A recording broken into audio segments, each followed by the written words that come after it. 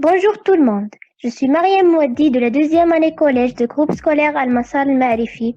Permettez-moi de vous présenter cette vidéo concernant la pollution de l'air. La pollution de l'environnement est devenue un grave problème dans le monde entier. On entend souvent parler de ce phénomène. Alors, que signifie la pollution et que sont ces types? Quels sont les principaux polluants de l'air et comment lutter contre la pollution de l'air? En général, le mot pollution désigne l'introduction d'un élément brûlé, comme le charbon, nuisible dans un environnement. Il peut s'agir de produits chimiques, de particules en suspension dans l'air et d'objets. Il existe trois types de pollution. D'abord, la pollution de l'eau, qui entraîne une mauvaise qualité de l'eau que l'on boit et de l'eau de mer.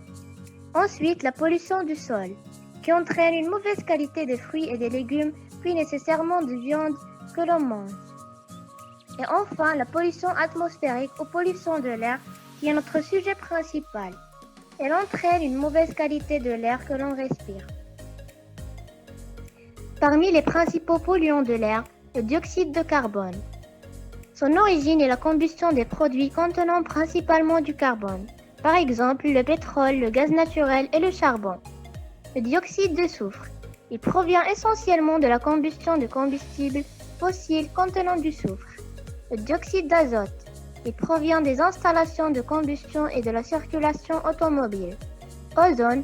Il résulte de la transformation de certains polluants dans l'atmosphère en présence de rayonnements ultraviolets solaires.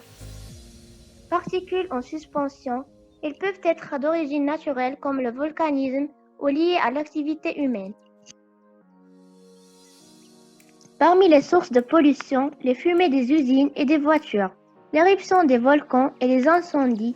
Par exemple, les derniers incendies en Australie ont causé la mort de plusieurs animaux et ont impacté la faune forestière.